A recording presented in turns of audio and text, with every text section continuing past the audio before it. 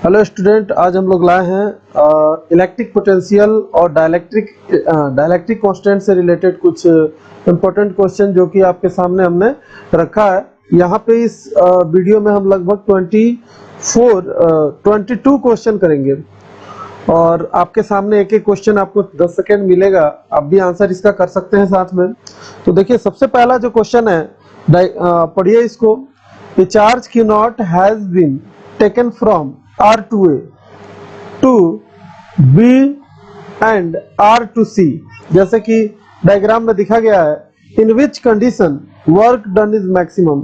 Meaning ये है कि हमें R पॉइंट को A तक ले जाना है या B तक ले जाना है या C तक ले जाना है, चाहे कैसे भी मूव कराना है। यही हमारे पास केस है कि अगर हम R को यहाँ भी लेकर आ जाएं, कैसे भी B तक या A तक या C तक। हमने इलेक्ट्रिक पोटेंशियल का ये डेफिनेशन आपको समझाया था और फॉर्मूला भी आपको बताया था कि पोटेंशियल एनर्जी निकालते कैसे हैं। पोटेंशियल तो किसी इंफिनिटी पॉइंट से किसी चार्ज को इलेक्ट्रिक फील्ड के अगेंस्ट उस फिक्स पॉइंट तक लाने में जो वर्क होता है वही इलेक्ट्रिक पोटेंशियल होता है। तो चाहे वो कहीं से आया हो, किसी फिक्स पॉइंट पे आ रहा है, तो फिक्स पॉइंट का मीनिंग यही है कि सेंटर से ये जो स्फीयर दिख रहा है, सेंटर से ए बी और सी पॉइंट का जो डिस्टेंस है वो सेम है, यानी कि वो फिक्स पॉइंट है, चाहे चार्ज को कहीं से भी लेकर आए। तो इस केस में ये मीनिंग है कि जैसे कि चार्ज को हम लिखेंगे कि यहाँ पे क्या होगा, ऑल सेम पोटेंशियल होगा सबके लिए, एबीसी के लिए। और स्फीयर पे क्या होता है, इक्विपोटेंशियल सरफेस होता है सरफेस जो। तो हम यहाँ से इसका सॉल्यूशन में क्या लिखेंगे, तो देखिए हम लिखते हैं यहाँ पे कि work done will be same, work done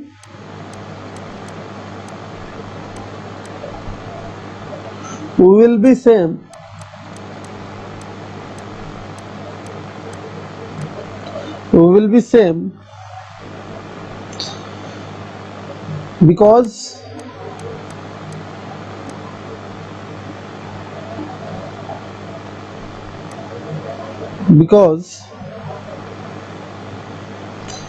ABC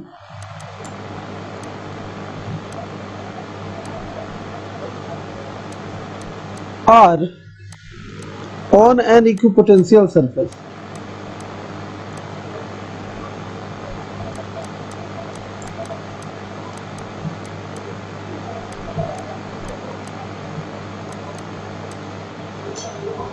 हम उम्मीद करते हैं आपको ये क्वेश्चन समझ में आ गया। नेक्स्ट क्वेश्चन की तरफ बढ़ते हैं। क्वेश्चन नंबर सेकंड पूछा गया है, how much work is done moving 500 microcoulomb charge between 2 points on an equipotential surface. How much work is done moving A 500 microcoulomb charge between 2 points on an equipotential surface. हम कैसे लिखेंगे, हम work done का formula जानते हैं। Work done equal to क्या होता है, अगर वर्क डन का फॉर्मूला लिखें सॉल्यूशन में, वर्क डन इक्वल टू क्या होगा बताइए, तो charge Q into potential difference V। Clear है। और वर्क डन यहाँ पे जो दिया गया है, चार्ज हमारे पास कितना है, Q जो है हमारे पास वो 500 माइक्रोकूलम है, साथ में 2 पॉइंट से इक्विपोटेंशियल सरफेस है। और इक्विपोटेंशियल जैसे कि ये मान लीजिए यहाँ पे है, और इस पॉइंट से लेकर इस पॉइंट तक अगर मूव करते हैं तो VA माइनस VB यानी पोटेंशियल का डिफरेंस कितना आ जाएगा, वो तो जीरो आएगा। तो पोटेंशियल का डिफरेंस यहाँ पे क्या हो गया, जीरो, सॉरी। तो वर्क इक्वल टू क्या हो जाएगा, चार्ज तो हमारा 500 माइक्रोकूलम है इनटू पोटेंशियल डिफरेंस जीरो। तो इस तरीके से वर्क जो हो जाएगा हमारा कितना हो जाएगा, जीरो हो जाएगा। उम्मीद करते हैं क्लियर हो गया होगा। इसलिए यहाँ पे इक्विपोटेंशियल सरफेस के ऊपर जो है एक पॉइंट से दूसरे पॉइंट तक मूव कर रहे हैं। अब वर्क तो हमने पहले भी कंसेप्ट में भी समझाया गया है, हमने इसके सम केसेस भी समझाए थे कि वर्क डन होता है इक्विपोटेंशियल सरफेस पे, वो जीरो के इक्वल होता है, वहां पे कोई वर्क में डिफरेंस नहीं आता, वर्क होता ही नहीं है। आगे बढ़ते हैं और क्वेश्चन नंबर 3 की तरफ। यहाँ देखिए क्वेश्चन नंबर 3, 10 सेकेंड का टाइम है आपके पास, इसको पढ़िए फिर हम लोग करते हैं इसको। If A point charge capital Q is taken first from A to C, पहले A to C and then from C to B of a circle, draw with another point charge plus Q as the center as shown in the figure, when along which path more work done be done। पूछा गया है किसके along यहाँ पे work ज्यादा होगा, यानी कि A से C या C से B। तो ये सर्कल के कॉर्नर पे ही मूव किया जा रहा है, A से C, ये C पॉइंट शायद यहाँ पे होना चाहिए, थोड़ा सा डायग्राम में मिस्टेक है, और C से B तक। एक बार यहाँ पे क्या होगा कि हम कहेंगे पोटेंशियल स्फीयर के कहीं भी सब जगह सेम होता है, तो हम लिख सकते हैं V से C पॉइंट और V से A पॉइंट इक्वल होगा, V से C पॉइंट और V से B पॉइंट। ठीक है, यहाँ पे सेम ही होगा, इसलिए अंदर तो डिफरेंस तो सेम ही आएगा, इसलिए हर जगह इक्वल है। तो हम इसमें और क्या लिखें, बस यही आंसर हो जाएगा। अगर इसे लैंग्वेज देना चाहते हैं तो लिख देंगे कि work done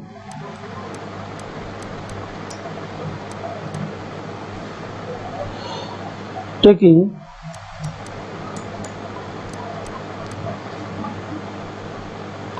a point charge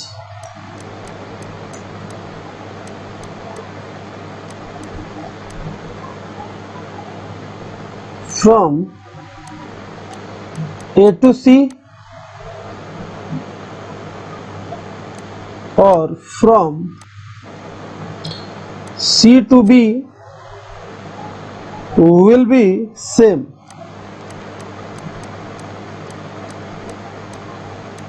language में ऐसा हम लिख सकते हैं। अब हम आगे बढ़ेंगे क्वेश्चन नंबर 4 की तरफ।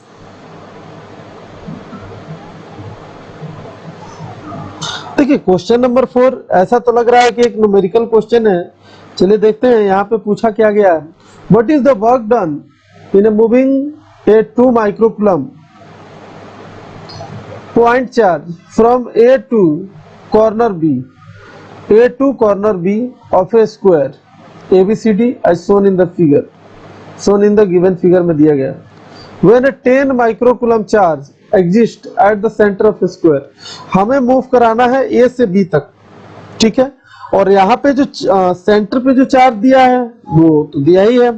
तो अगर point A to B are the same distance from 10 microcoulomb charge, तो हम कहेंगे सिंस A और B का जो पोटेंशियल होगा वो सेम होगा, पोटेंशियल A और B का पोटेंशियल सेम होगा। क्यों, यहां से इस पॉइंट की बात करें, देखिए अगर इस पॉइंट से इस पॉइंट का डिस्टेंस और इस पॉइंट का डिस्टेंस इक्वल है, अगर कोई भी चार्ज मूव करा के हम A तक लाते हैं या B तक लाते हैं तो यहाँ पोटेंशियल क्या होगा, सेम होगा।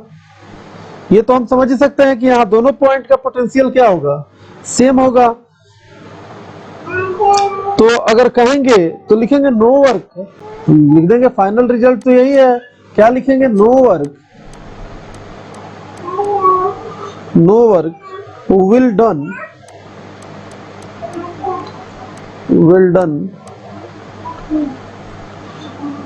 in moving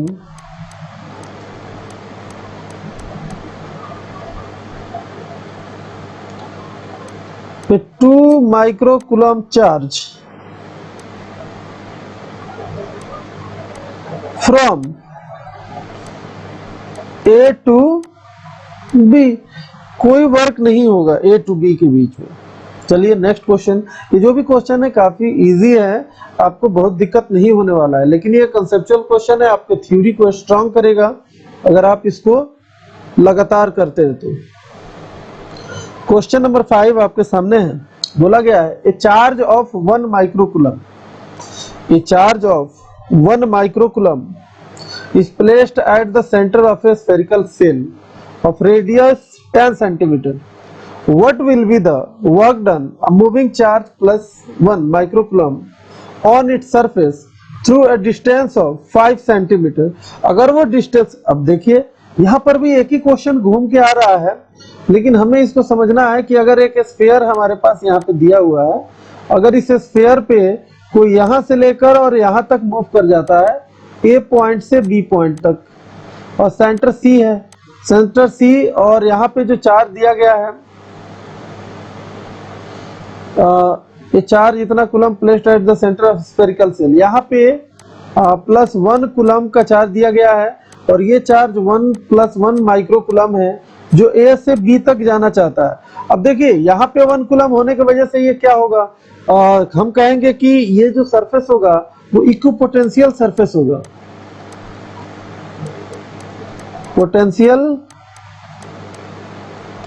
सरफेस होगा। अगर इक्विपोटेंशियल सरफेस पे वर्क की बात करें तो वर्क हम कितना लिख सकते हैं, तो वर्क हम यहाँ पे लिख सकते हैं 0 के इक्वल, इसीलिए कोई वर्क नहीं होता है, पहले भी हम समझा चुके हैं। आगे बढ़ते हैं क्वेश्चन नंबर 6 के तरफ। बहुत मुश्किल क्वेश्चन नहीं है, लेकिन बेसिक है, आपको करना तो पड़ेगा इसे। क्वेश्चन नंबर 6, क्वेश्चन नंबर 6 में ये बोला गया है, यहाँ देखिए कि बोला गया है the potential at a point 0.1 metre from isolated point charge is 100 volt, find the nature of magnitude of the point charge. देखिए यहाँ पे हमने मान लिया कि एक पॉइंट चार्ज है इस पॉइंट पे, और इस पॉइंट पे चार्ज है जिसका वैल्यू यहाँ से 0 मीटर, ठीक है, यहाँ से 0.1 मीटर पे यहाँ का जो पोटेंशियल दिया हुआ है वो दिया गया है 100 volt.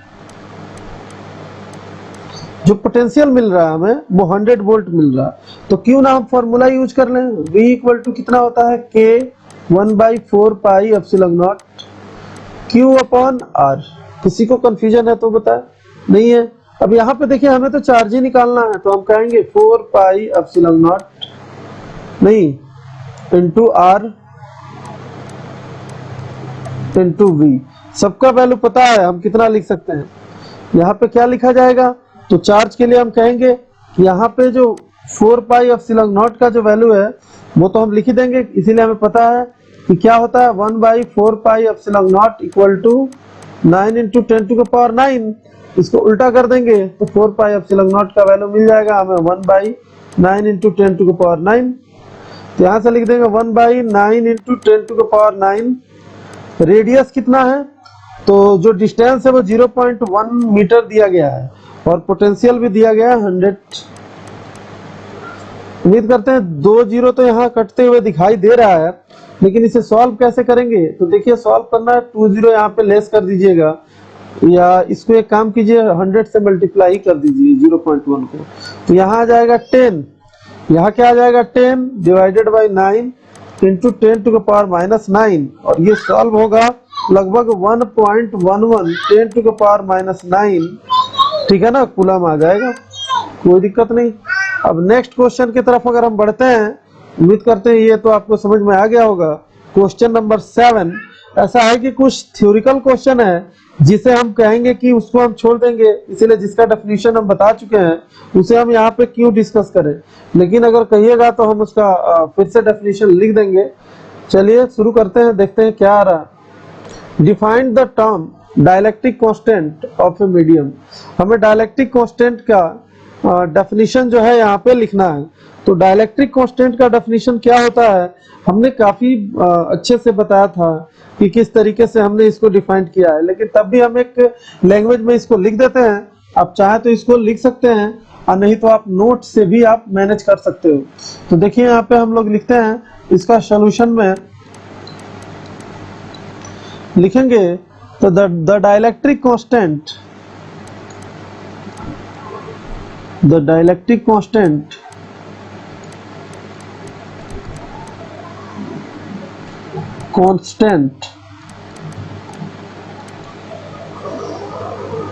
of a material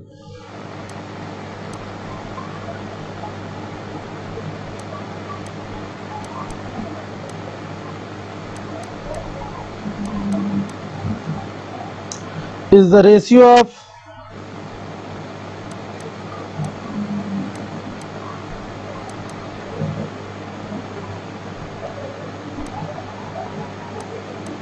The capacitance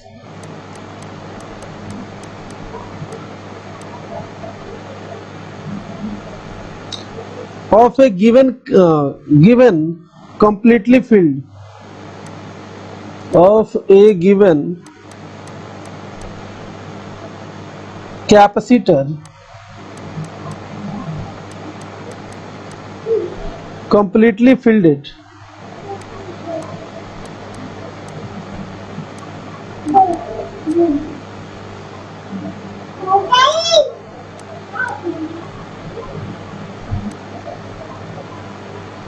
with the material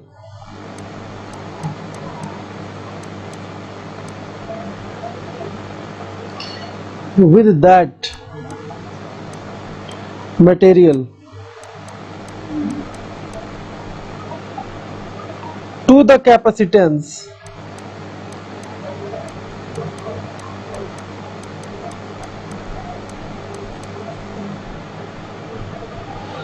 of the same capacitor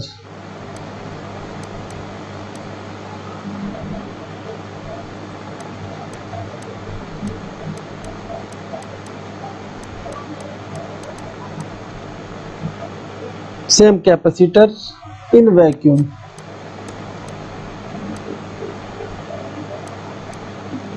अब बुक का भी लिख सकते हैं और जो हमने थ्योरी में बताया था डेफिनेशन वहां से भी आप नोट कर सकते हैं। हमने बस यहाँ पे लिख दिया कि कई लोग नए आए हैं उनके लिए दिक्कत ना हो। चलिए क्वेश्चन 8 की तरफ बढ़ते हैं। यहाँ पे जो क्वेश्चन दिया गया है हमें distinguish between polar and non polar dielectric में डिफरेंस लिख देना है। कोई एक बताइए या डिस्कस कीजिए इसके बारे में। तो हम कहेंगे ठीक है डिस्कस करते हैं इसके बारे में। तो सबसे पहले बात करेंगे इसका डेफिनेशन ही लिख देते हैं, वहां पे इसका टोटली कम से कम पता चल जाएगा हमें कि इसमें क्या है। तो लिखते जाइए साथ में। Dielectric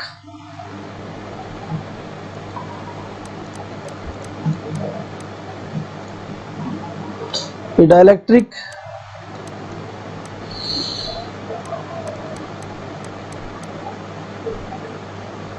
the molecules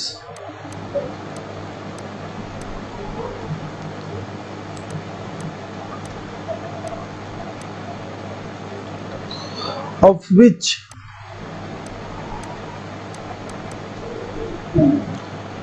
possess electric dipole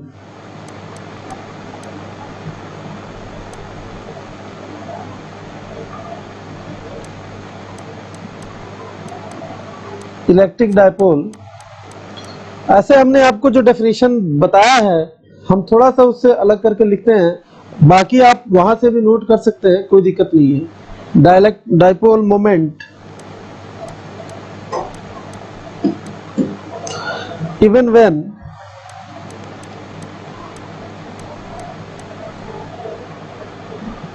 electric field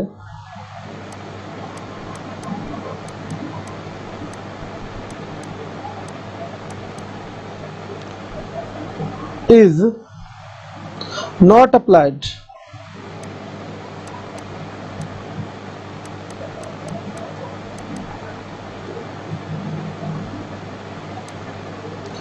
is called polar dielectric.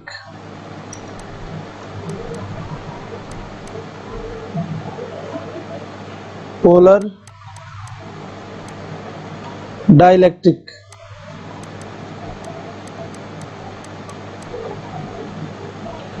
And a dielectric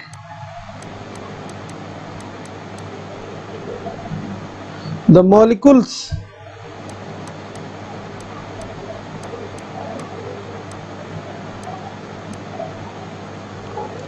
of which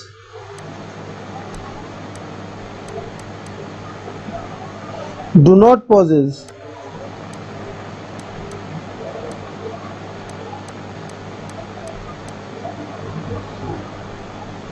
electric dipole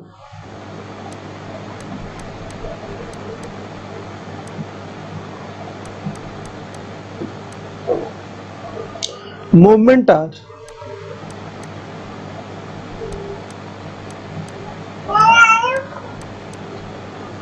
called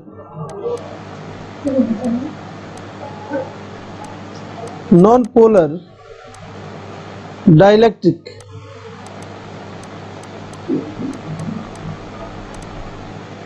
देखिए अगर हम कहें कि इसका अगर हम डेफिनेशन बताएं तो dielectric the molecules of which possesses electric dipole moment even when the electric field is not applied is called polar dielectric.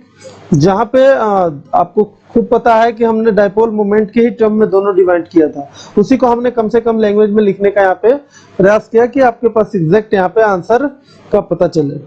चलिए बढ़ते हैं आगे। सारे क्वेश्चन तो थ्योरिकल नहीं है, बट कुछ क्वेश्चनों को रखा गया है जो इंपॉर्टेंट क्वेश्चन है इस असाइनमेंट के। अगर हम क्वेश्चन नंबर 9 की तरफ बढ़ रहे हैं, यहाँ से क्या है कि हमें मैक्सिमम इसमें न्यूमेरिकल, कुछ क्वेश्चन जो है थ्योरिकल आ ही जा रहा है। चलिए तो शुरू करते हैं। यहाँ पे देखिए question number 9, 2 point charges equal to 10 microcoulomb and 20 microcoulomb are 1 metre apart. What is the amount of work done to bring the closer to each other by 50 centimeter? Closer to each other by 50 centimeter कितना answer होगा? तो यहाँ पे अगर हम बात करें कि दो चार्जेस जो गिवन है Q1 और Q2, पहले तो उनको एक दूसरे के पार्ट 1 मीटर पे रखा गया है, तो हम देखेंगे कि वहां पे पोटेंशियल कितना हो रहा है।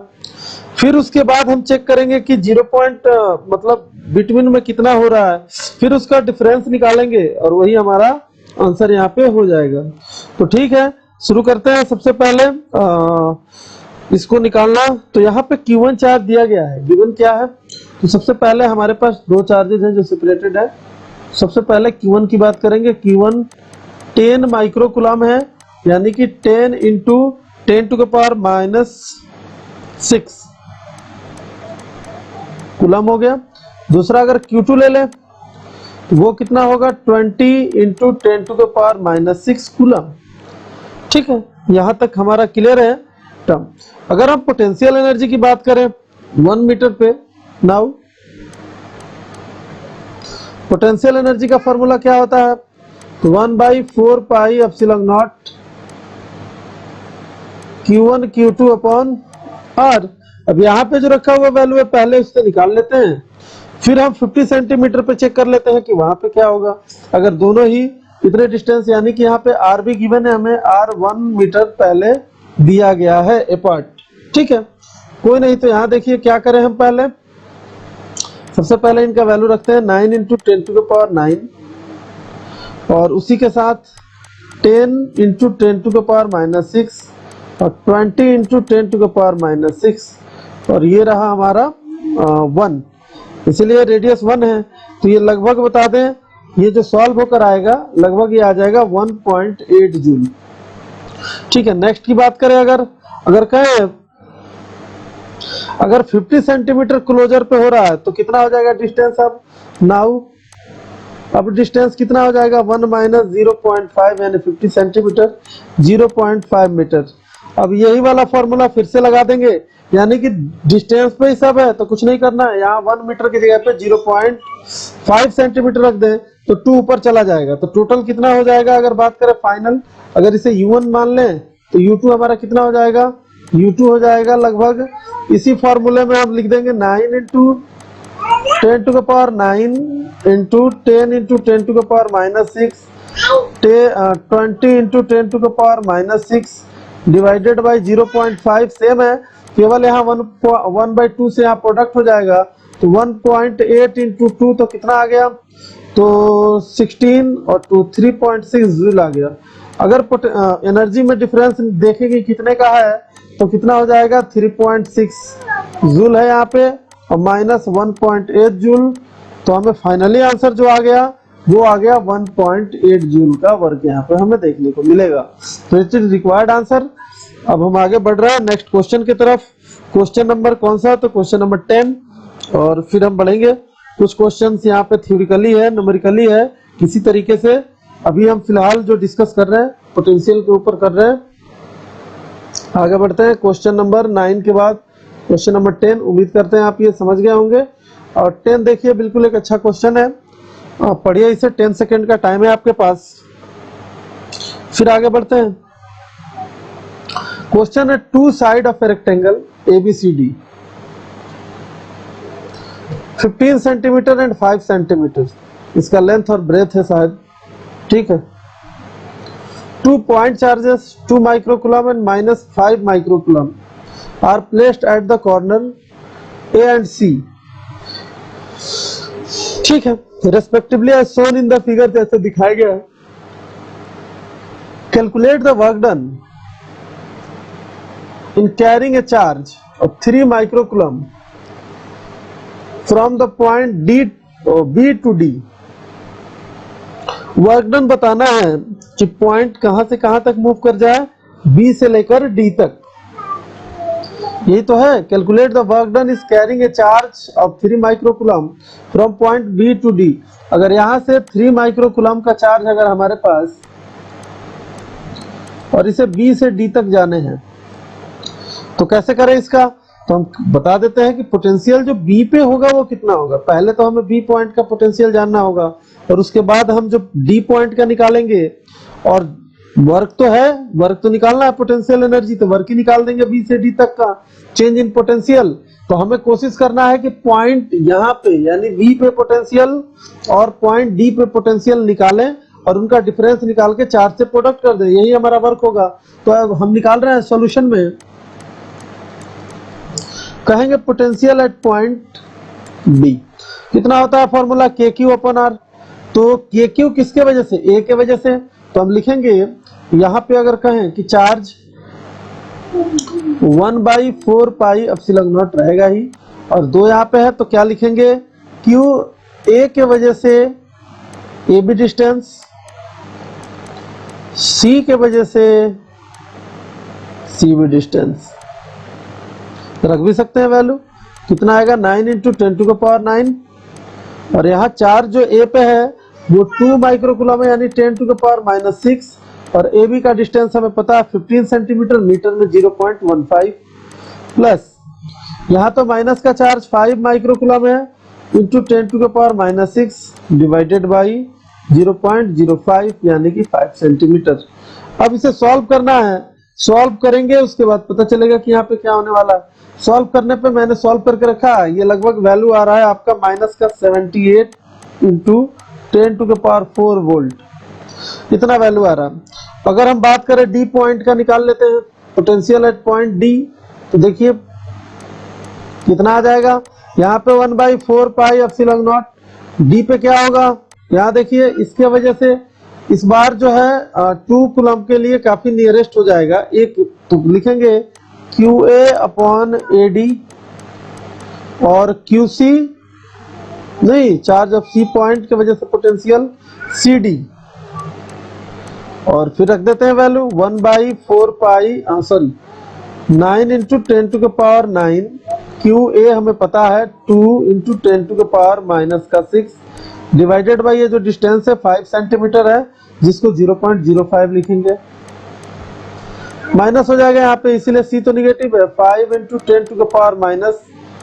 10⁻⁻6 डिवाइडेड बाई इस बार 15 यानी कि 0.15 सेंटीमीटर, यानी कि मीटर में कन्वर्ट हो गया। तो ये बता दो, ये पॉजिटिव का आ रहा है आपका आंसर, और वो आ रहा है प्लस का 6 × 10⁴ वोल्ट। ठीक है, अब हमें वर्क निकालना है फ्रॉम वर्क डन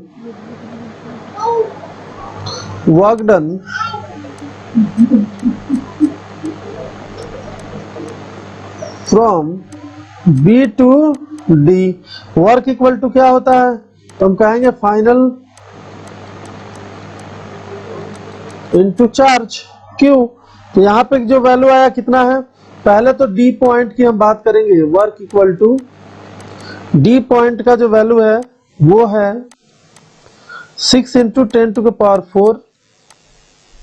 10⁴ माइनस का 78 पॉइंट 10⁴ पॉइंट नहीं, ऐसे ही, ठीक है।